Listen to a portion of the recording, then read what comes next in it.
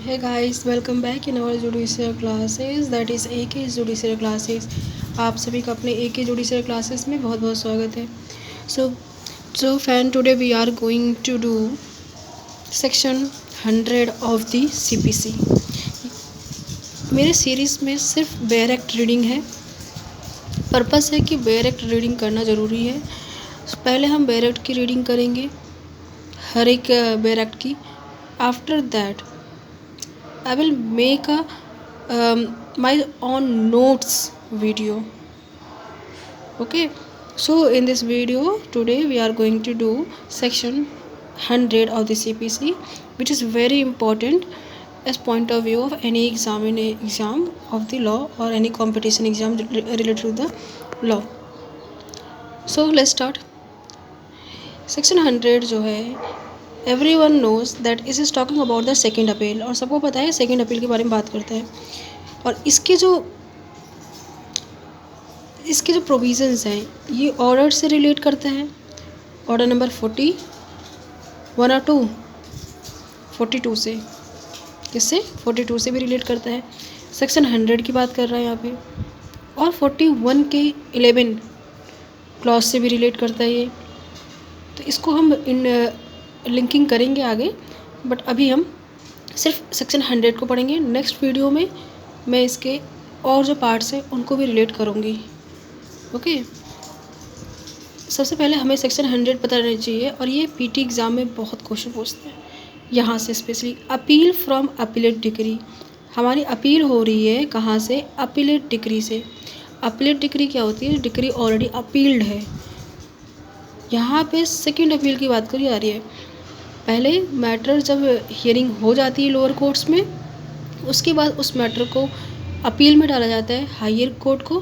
फिर higher court से सबसे अपर कोर्ट पे जब आता है, दैट इज़ हाई कोर्ट के पास रिलेटेड टेरिटरी, तो वहाँ पे उस अपील को हम सेकंड अपील कहते हैं.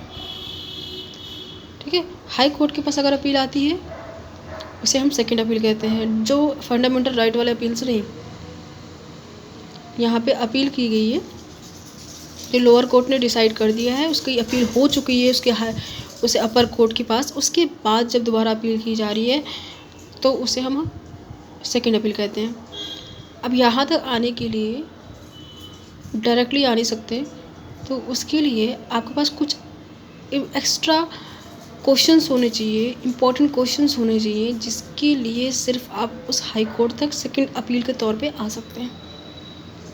उस चीज़ को हम यहाँ पढ़ेंगे. देखिए,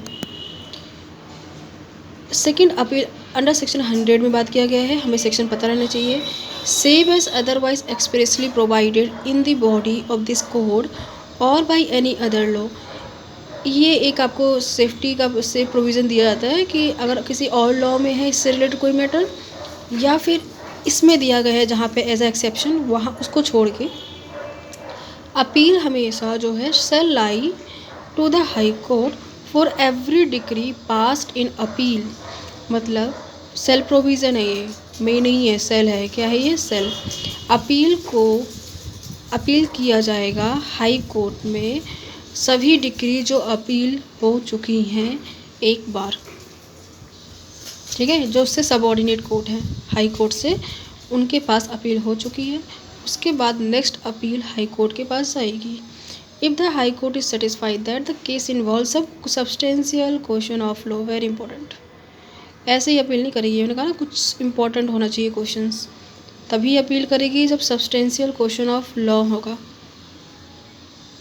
ठीक है, जो लोअर कोर्ट्स हैं, सबऑर्डिनेट टू हाई कोर्ट्स हैं, वो नहीं इंटरटेन कर सकती उस मैटर को, या फिर वो आउट ऑफ जुडिक्शन है, या फिर उसका इंटरप्रिटेशन करना ज़रूरी है, जो उनकी बस की बात नहीं है.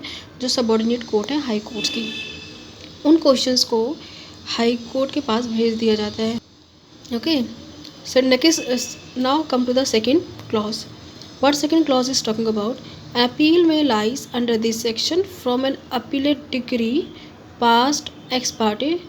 यहाँ ये बोल रहा है, एक तो सब्सटेंशियल क्वेश्चन ऑफ लॉ होना चाहिए, दूसरा अगर कोई एक्स पार्टे ऑर्डर कर दिया गया है सबऑर्डिनेट कोर्ट के द्वारा ऑफ हाई कोर्ट, उस वाले मैटर को भी हम यहाँ पे ला सकते हैं. ठीक है, एज अ, बट वो सब्सटेंशियल क्वेश्चन ऑफ लॉ होना चाहिए। Third clause talking about in any appeal under this section the memorandum of appeal shall be precisely stated and substantial question of law involved in the appeal। Substantial question of law होना ज़रूरी है, ये तो होना ही ज़रूरी है। साथ में जो मेमोरेंडम ऑफ अपील बनाई जाएगी, ठीक है, वो हमेशा प्रिसाइसली फॉर्म में होना चाहिए, मतलब एकदम डिटेल नहीं होना चाहिए, लंबा चौड़ा 100-200 पेजेस का नहीं होना चाहिए, शॉर्ट होना चाहिए। जैसे कि सबऑर्डिनेट कोर्ट्स में बनाते हैं ना, वैसे नहीं होना चाहिए।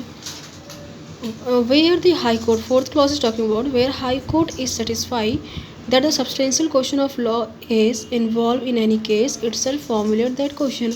अगर हाई कोर्ट को लगता है सच में सब्सटेंशियल क्वेश्चन ऑफ लॉ है, तभी उस केस को आगे ऐसा क्वेश्चन बना के इंटरटेन करेगी।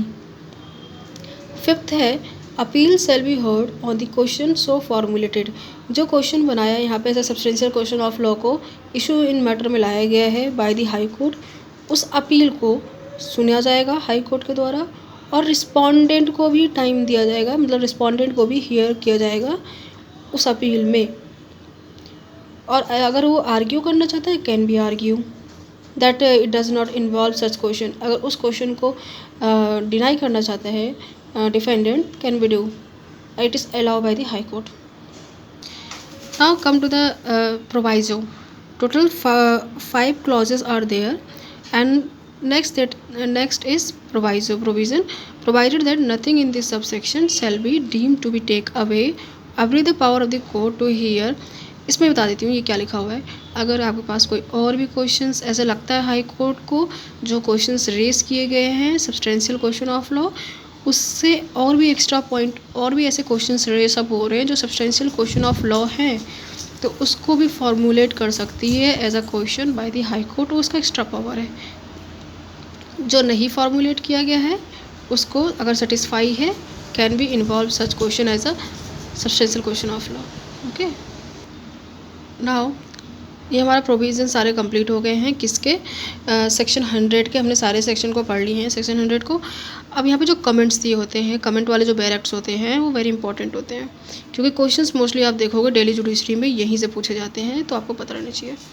इसको हम पढ़ लेते हैं। Issues involve regarding the ownership based upon interpretation of the document constitute a substantial question of law. अगर इन शॉर्ट बोले हम तो ऑनरशिप का इंटरप्रिटेशन करना है किसी डॉक्यूमेंट, कोई डॉक्यूमेंट है जो ऑनरशिप का है, ठीक है, उस पर उसका इंटरप्रिटेशन करना है, कोई एम्बिग्यूटी है या फिर कुछ भी ऐसा प्रॉब्लम है, तो उस पे हम उसको as a substantial question of law मानते हैं, ठीक है, और उसको हम सेकंड अपील में कैन नॉट बी डिसमिस, उसको सेकंड अपील में डिसमिस नहीं किया जाएगा और उसको एज ए डॉक्यूमेंट और एज ए सेकंड अपील माना जाएगा। नेक्स्ट वो रखा है कि सेकंड अपील और कहा सकते हैं existence of substantial question of law is a sine qua non for the exercise of jurisdiction under the provision 100 and second appeal does not lie on the ground of erroneous finding। Simple सी बात है, किसी भी erroneous finding पे second appeal नहीं की जा सकती, ठीक है। जो सेक्शन 100 में जो प्रोविज़न दिए हैं वही फॉलो किया जाएगा बिल्कुल।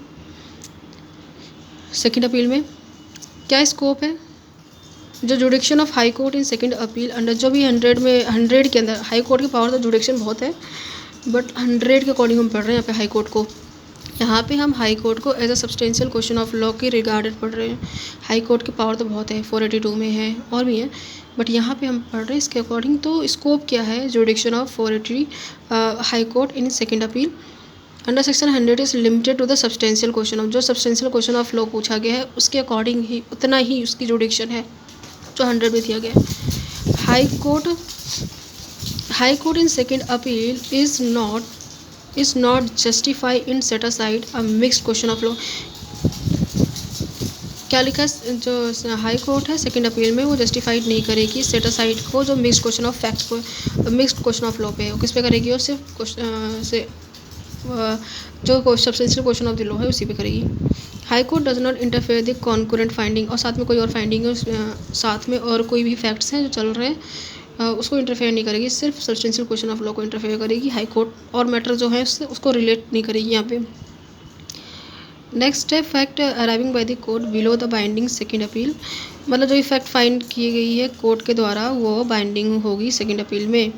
जो लोअर कोर्ट ने जो फैक्ट्स फाइंड आउट की है उसी पे ही क्वेश्चन सुनाएगी, उसी से रिलेटेड, एक्स्ट्रा अपना नहीं देगी कुछ।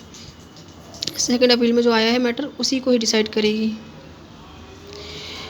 Once the evidence on which the court of fact having act as an admission and relevant party cannot be allowed to raise the said evidence insufficient। एक बार जो एविडेंस में ले लिया गया है कोर्ट के द्वारा उसको इनसफिशेंट नहीं माना जाएगा सेकंड अपील में। लोअर कोर्ट ने जो एविडेंस लिया है उसी को यूज़ किया जाएगा यहाँ पे। Once the evidence on which the court of fact have the act was admissible and relevant party cannot be allowed to raise that said evidence insufficient to justify the finding of fact of second appeal। Second appeal अगर find किया जा रहा है उसमें जो evidences find out किया गया है लोअर कोर्ट के द्वारा उसी को ही रेलिवेंट में लिया जाएगा, कोई न्यू फैक्ट नहीं रेस अप किया जाएगा।